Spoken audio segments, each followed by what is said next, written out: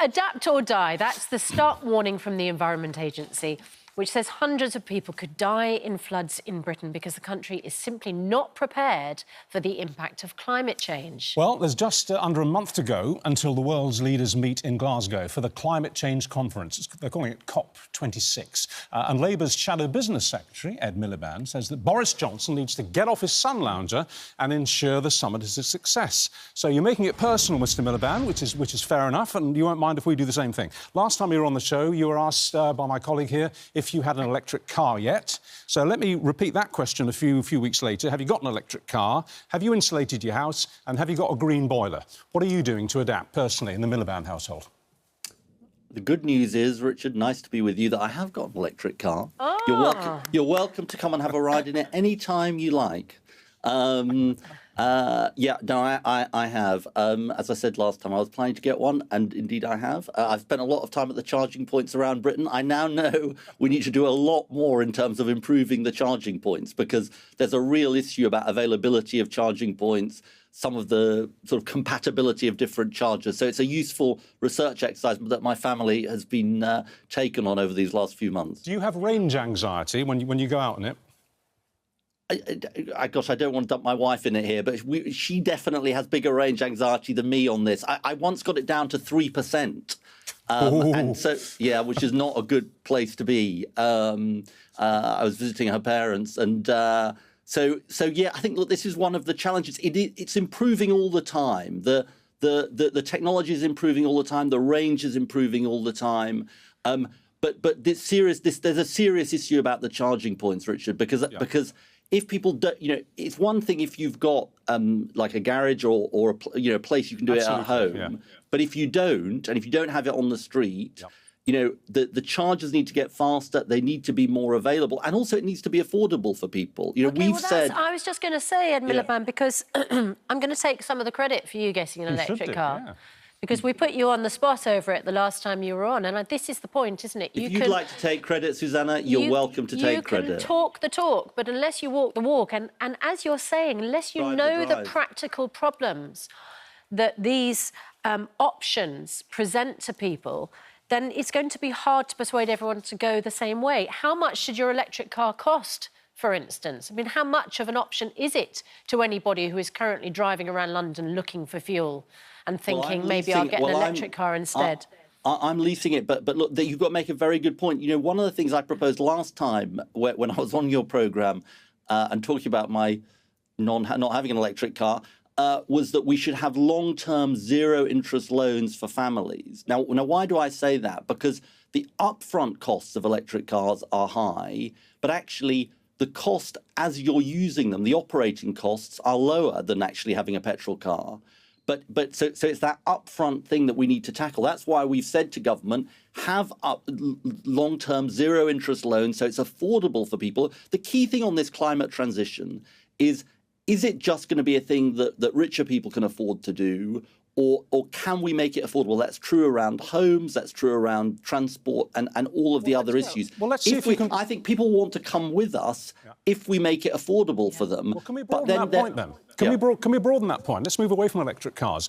We know what's happening with Insulate Britain, and most of us agree that we should all be insulating our houses. Would you extend that idea to, say, home insulation, interest-free long-term loans to insulate your house? Definitely, Richard. Look, Keir Starmer talked in his party conference speech that we need a 10-year plan to insulate every home. We're talking a lot about the gas crisis. What is the best way of managing energy demand? It's reducing it, not reducing it by people not being able to afford their heating bills, but reducing it by insulating homes. You can save up to 25% of your gas need and indeed on your bills if you insulate. And that should be a government programme. In the 1960s and 70s, you are definitely too young to remember it, Richard, and definitely you too, Susanna. There was a thing called the town gas to natural gas transition, where they went house by house, street by street to make that transition. We need that kind of programme. And that's why we said at our party conference, invest in this green transition. It can create jobs, it can cut carbon emissions, it can improve our energy sovereignty and security as well. Well, if you were to insulate your house now, and if you were to change your boiler to a green, energy-efficient boiler, it would cost you about £20,000. So you'd be happy, would you, to see a universal rollout of loans of around about £20,000 to households changing their boiler and insulating the roof? We need to look at the numbers. The numbers I've heard on heat pumps, that I've seen on heat pumps, are less than that. But I think the fundamental principle here is that, particularly for lower and middle income families, it shouldn't be costing them more to go green. We've got to share those costs between us. That's why we made the investment pledge we did at the Labour Party conference. I think that is absolutely fundamental, Richard. But look, the other thing I want to say is we've got to do our bit here, but other countries have to do their bit too. And that's why COP26 is really important. And I do want to say this. We're a long way off where we need to be for that really important international climate conference. Is your house insulated, and do you have a green boiler? That's the next challenge this morning. My house does have some insulation, definitely. We don't have the boiler we've got is one we put in 2009. Next time we change our boiler, we'll definitely go green. OK. Do you find yourself in a slightly uncomfortable position where you are backing the aims of Insulate Britain, but their methods have just caused uproar?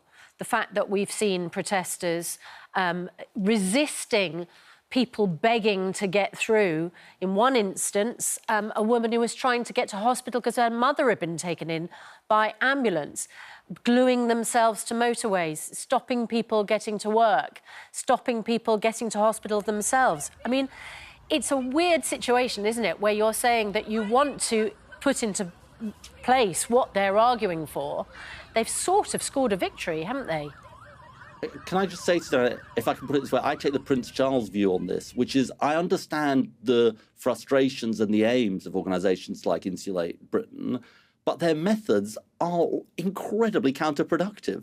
I mean, I do not believe that they are taking us further forward and convincing people. I'd make a distinction between them and the young people, the pupil climate strikers, who took time off school, took a day off school to protest. I actually think some people will have had problems with them taking time off school, but I actually think overall it pricked people's consciences and it said to people, this is an emergency and we're not taking it seriously enough.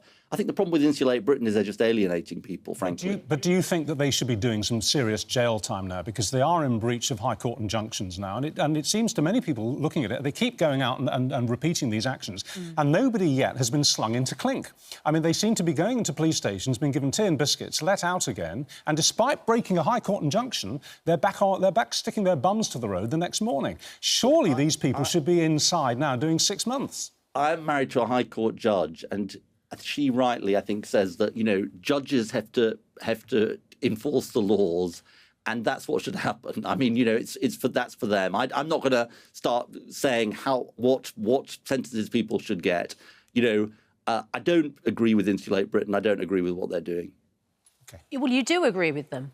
You agree that you agree with them, but you don't agree with what they're doing. I don't agree with their methods. Yes. I definitely don't agree with their methods. Look, I think that's the point. It's right to draw attention. It's right for people to have the right to peaceful protest, but alienating people in the way that they're doing is totally counterproductive. All right, Ed Miliband, thank you very much indeed. Well, if you want to find, thank you, thanks for joining, and well done on getting the cut. That's a victory for you. That's a definite box tick. Nice one. To find out more about COP26, which starts in about 3 weeks, and what it's all about, just go to the website. You can find a very handy guide that's been written by our own Laura Tobin.